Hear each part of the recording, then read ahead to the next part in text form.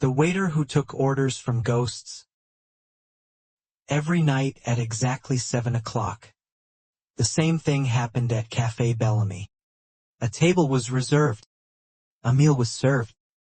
But no one ever sat down, not a soul. The waiters whispered about it, of course. Every shift, the reservation for table 9 would pop up. Always the same time. Always the same name. But the chair? Empty. And yet, there was always something on the table.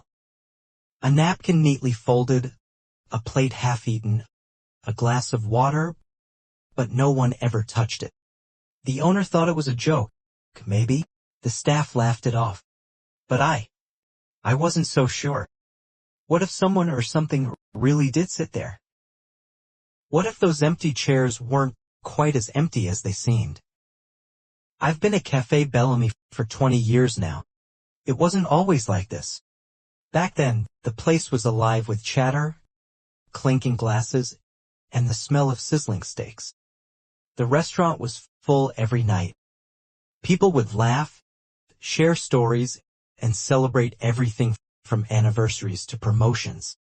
It was a good place to work. A place where I felt like I belonged. I started as a busboy and worked my way up. The owner, Mrs. Bellamy, used to say I had a gift for remembering people's orders. I never forgot a face, or a name, or the way someone liked their steak. It was that attention to detail that kept me around. I liked that feeling of being useful. But now, things are different. The cafe isn't the lively place it once was. Business has slowed down. A lot. The menu hasn't changed much. But the faces sure have. Regulars, tourists, and a few newcomers who never seem to come back. And still, every night, at exactly 7 p.m., the reservation pops up for table 9. I can almost hear it, the click of the reservation system, as the name shows up on the screen. Always the same. Table 9, 7 p.m. And there's always something about it that makes me wonder. Who's reserving the table? Why does it always appear? We laugh it off. The staff, we joke. We say it's the ghost of old customers who used to love this place. But deep down, I can't help but feel something's off. Something more than just a coincidence. I can feel it in the air, like a weight, every time the clock strikes 7 o'clock. That night, I set the table like always. Clean white cloth, folded napkin, glass polish just so. I placed the menu down, though no one ever picked it up. And just as I was about to walk away, I noticed something strange. The chair had moved. Just a little, maybe an inch or two. Not enough for most people to notice. But I did. I always did. I leaned forward, adjusted it. Thought maybe one of the new staff had bumped it. But when I turned around, the salt shaker was on the wrong side of the table. I hadn't touched it. That's when I got goosebumps. I laughed nervously, trying to shake it off.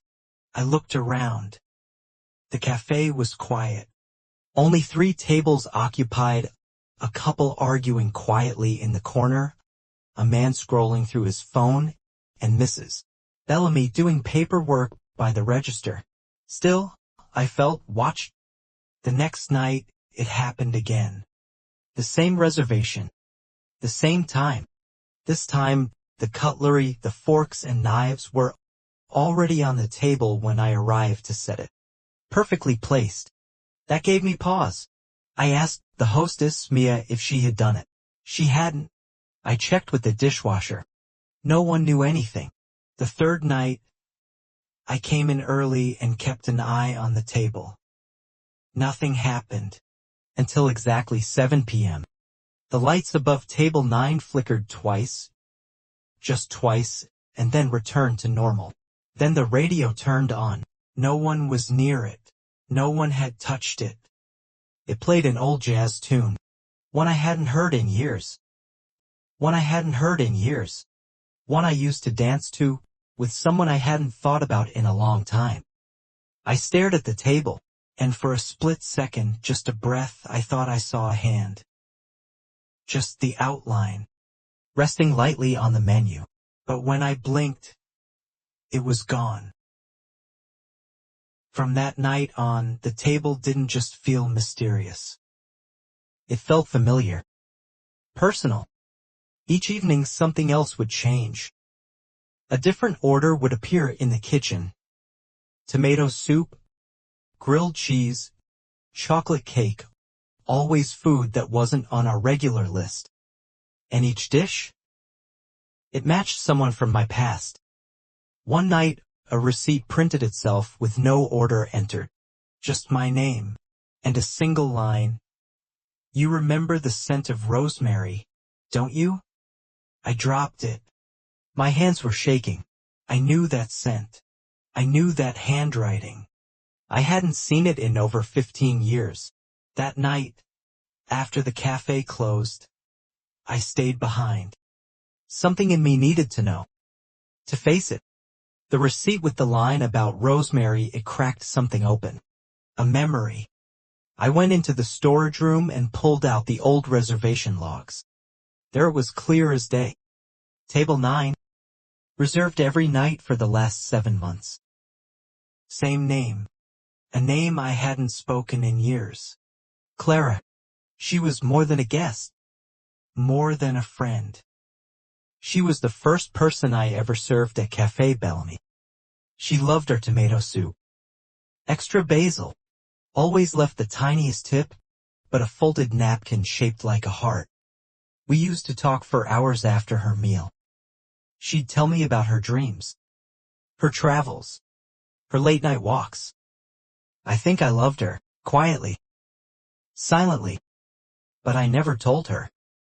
And one night, she just stopped coming.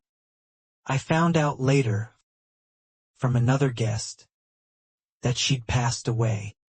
A sudden illness. Gone just like that. No goodbye. No note.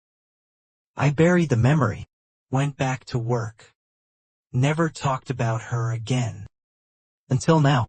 The napkin on table 9 the next night, folded into a heart. The soup, extra basil. And on the chair, her scarf. The one with tiny stars. I stood frozen, holding a tray, unable to speak. Then I heard it. Her voice, not loud, not ghostly, just soft, in my ear. "You always made me feel seen, Elijah. Thank you." My heart cracked wide open. Tears came before I could stop them. Not out of fear. Out of remembering. That night, I cooked the meal myself. I told Mrs. Bellamy I needed the kitchen. Just for one order. Tomato soup, extra basil.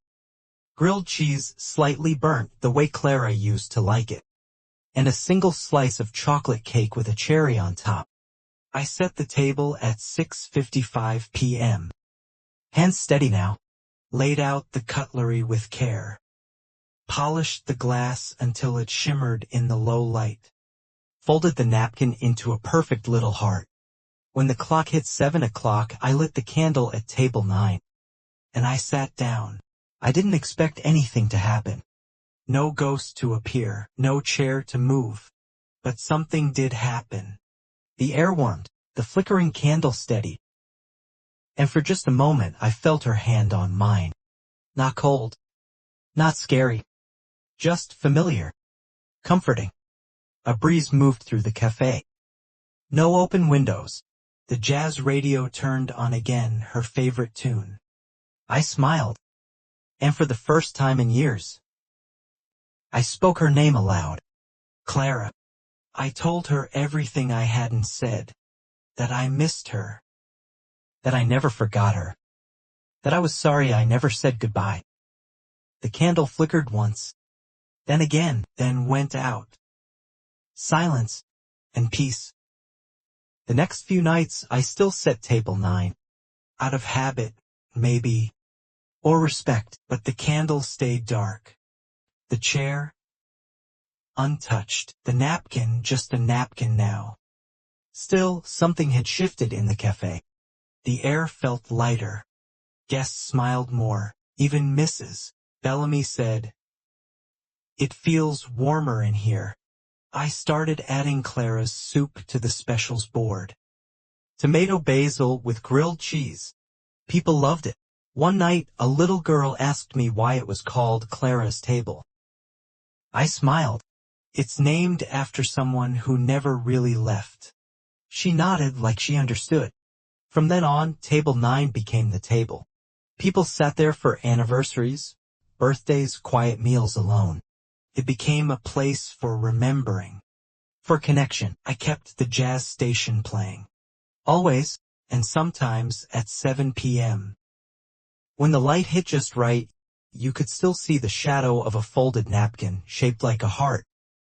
So if you ever find yourself in a quiet cafe, and you notice one table always feels a little warmer, a little softer, like someone's just left it or just about to return, maybe it's not just a table.